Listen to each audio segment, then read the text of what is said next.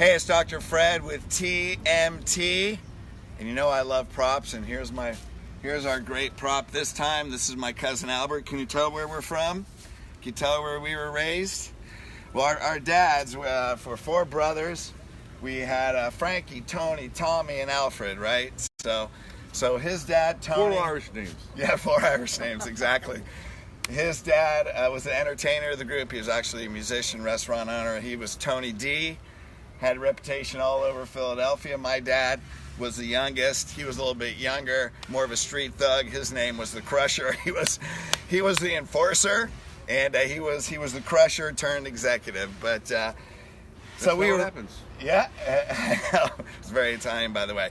So we were raised in an immigrant, old school, old country Italian home. On Sundays, we'd go to church. We go to grandmom's house. That's it. We go to church. We go to grandmom's house. That was nothing. Like you told your friends, no, I'm not going to be home till later in the afternoon, because we go to church, go to grandmom's house. We drink wine. We go downstairs, get wine, grandpa's wine out of the basement. Give it to us too. And give it to us, Give right? us So wine. we were drinking every day. Our family drank every day, didn't they? God bless them. I know. That's It's a not wonderful alcohol. thing. Drinking every day, drinking wine. That's not alcoholism, is it? I don't think so. I don't think so either. So. Just being Italian. Yeah. But anyway, those big meals, my grandfather was a baker. There was food that you can't buy. You cannot buy this food, trust me. And then my grandfather was a baker, had a spread everywhere, so we were raised, and I remember we were raised together, and he was 8 years older, so it was like, wow, you look at your older cousin, he's really cool, and That sequence would be just like me. Yeah, I know, some things haven't changed. So the real Tuesday morning transformation is this is me in 8 years. See, when I stopped coloring my hair, here's where I'm going. But the first thing was my dad took you to your first Eagles game. I was 10 years old. 10 years old, and after that, forget about it, right? Forget about it. Forget about it. He was an Eagles fan, so this is, there's no excuse. 37 years. 37 years. Rain, sleet, snow. Didn't make a difference. I went to the game. My cousin got married, and I went to the game. Didn't even go to the wedding. Yeah. Went to the reception, though, but I didn't make the church. Yeah. So there you go. Those are no excuses, by the way. So then, we grew up together. Then it was the Eagles ever since. So, the Eagles just won the Super Bowl, right? Did they? Yeah. So was that kind of like, if you had to compare it to anything, kind of like the second coming of Christ, or? Oh, well, that's it's up there. It's way up there for me. I waited a long time. Yeah, there's no excuses, right? Every game, 37 years, bang, win the Super Bowl. Yes. How cool is that? And we're going to win again next year. Yeah, so when he showed up at the airport, what was he dressed in? You're looking at it. Thank you very much. Thank you very much. So then, when I was 13, we moved to the West Coast. My sisters and I and our family. Dad got a new job, moved to the West Coast. Boom, our family got split. The DiDomenico family got split. Yeah. And then your dad and your mom went through a divorce. Yep. You went with your mom. There was a big riff. We didn't really know, but we just knew rumors. We knew one person's impression. All of a sudden, then there was a separation. Then your dad ended up getting in a beef with my grandfather or something. We don't even know, it's just all hearsay. And we disappeared for 44 years. Yeah. We didn't have, there was nothing. Nothing. We didn't know how cousins or who had kids, or we didn't know what was going on. Yeah, it was just a memory. Total Literally, disconnect. Yeah, it was a total disconnect. Yeah. So, fortunately, your older sister found my older sister on Facebook. My older sister, Lisa, and she went out there, and then Lisa's like, you got to see Albert. You got to meet Donnie. You got to see the kids. You have 2 boys that we've never met, first cousins. Right. One of them just had your grandbaby. Yeah. My grandfather. Funny thing is, his wife's actually right back here, is blonde. And so your whole side of the family isn't dark, right? Yeah, so the kids grew up with blondes. I mean, they're Italian. What's up with that, even though the wife's Italian? So when we show up, he's like, finally, somebody dark in our family.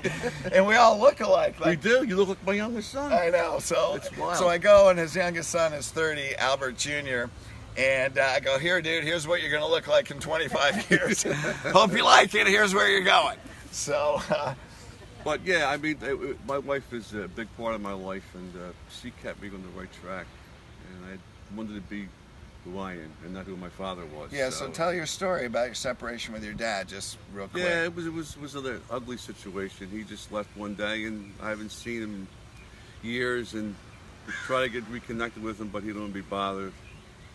And he wound up passing away, and I never even heard about it until I found out on social media that my father passed away. So it was a rough time for me, but thank God I had my wife and my children, and that we got together and we met, so it worked out. Everything's good. Yeah, well, here's no excuses, gang. How many times do people go through stuff? Do we carry family stuff? I mean, here, his dad basically packs up, leaves, never met your kids. No. He met your one son when he was a baby, and then he passed away. So you have another son, never met him, you've called him, you begged him to meet your son, you begged him to go to, nope. How many people would take that pain and trauma? And so this is not just a story of no excuses. This is really a story of love, because you said, I'm not doing that. Correct. Right? What was your attitude towards that? I wanted to be me. Albert was Albert, and Tony was Tony, and I didn't want to be Tony. And you wanted to stop that right there. That's right. Wasn't going to happen. Correct. Yeah, so now they all live close to each other. Yeah. I mean, you're connected. You see your kids every day. You take care of your grandkids probably as much as their mom and dad. The dog comes over. The dog. Oh, yeah, I have a dog down here. Yeah. My son's dog. I watch it. Yeah. I have a grand dog. So this is really a story of love, because one person said, I'm not going to do it. And, my notes flew away. Here they are. So the thing is,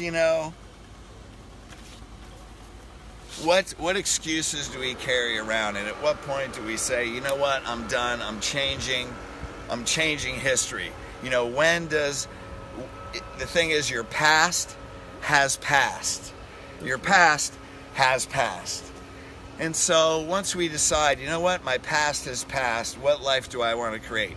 And when we create a story of love instead of a story of excuses, then we get to connect with a family. So what I want to do is bring my family in here. Come on, you guys, just walk in here. Bring your coffee cup. Here's my two sisters. Come over here, please. This is my older sister, Lisa. Here's my younger sister, Renee. And here is Donna. She was the foundation for Albert over here. So here we are. This is like a family reunion we've had this weekend. And here, the DiDomenico family is getting back together. And we're changing history right now. So thank you. Let's be history changers, and let's make a difference, and let's go from a story of excuses to a story of love. Thanks, you guys. Everybody say, love you. Love you.